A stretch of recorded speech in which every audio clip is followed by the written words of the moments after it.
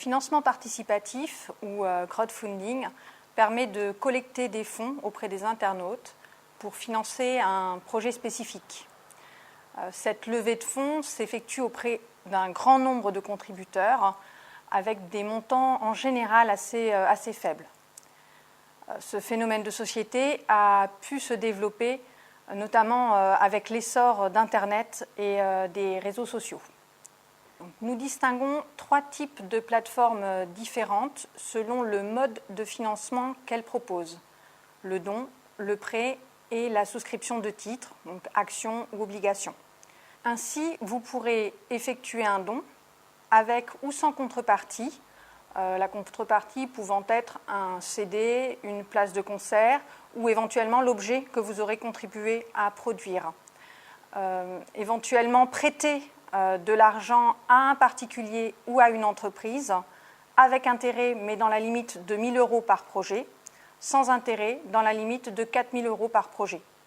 Enfin, investir dans des titres, actions ou obligations d'une entreprise non cotée et ce, sans plafond. Quel que soit le mode retenu, le schéma est généralement le même. Premièrement, un porteur de projet s'adresse à une plateforme avec une présentation de ce projet et un objectif de levée de fonds.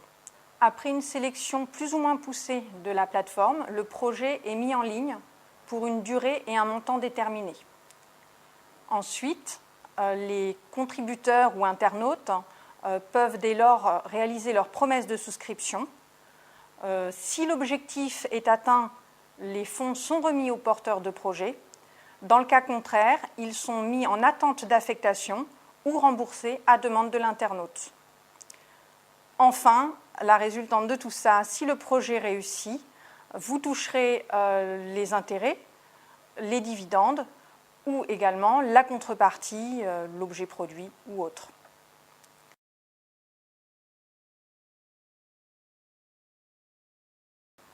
Renseignez-vous sur la plateforme qui propose le projet. Certaines doivent être autorisées pour exercer en France. C'est le cas des plateformes de souscription de titres qui doivent justifier d'un statut de conseiller en investissement participatif, CIP, ou d'un statut de prestataire en service d'investissement, PSI. Les plateformes de prêt doivent elles aussi justifier d'un statut, celui d'intermédiaire en financement participatif, IFP. Enfin, les plateformes de dons sont soumises à aucune obligation, mais peuvent opter pour le statut d'IFP également. Ces plateformes régulées sont reconnaissables aisément grâce au label plateforme de financement participatif régulée par les autorités françaises. Vous pourrez vérifier l'existence d'un statut régulé, soit sur le site de l'ORIAS pour les CIP et les IFP, soit sur celui de Regafi pour les PSI. Renseignez-vous ensuite sur le projet lui-même. La plateforme a l'obligation de vous fournir un certain nombre d'informations vous permettant de prendre votre décision d'investissement. L'expérience des dirigeants, les perspectives économiques, les risques, s'il s'agit d'un prêt, le taux d'intérêt, la durée, le montant. Enfin, il vous faut prendre connaissance des frais que la plateforme peut vous facturer. Elle a l'obligation de vous fournir cette information.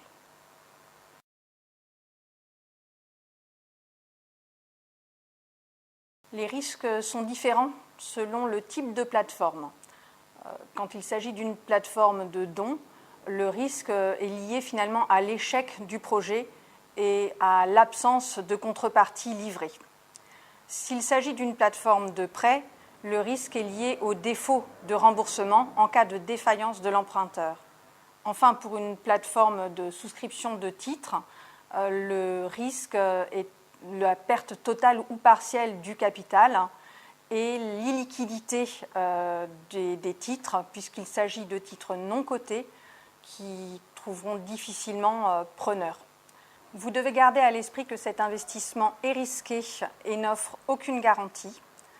Vous ne devez donc y consacrer qu'une partie de votre épargne que vous êtes prêt à perdre. Cet investissement est avant tout un investissement de conviction. Il ne doit pas servir au financement de votre retraite ni à celui des études des enfants. En tant qu'investisseur averti, vous pouvez maintenant vous lancer dans l'aventure du crowdfunding.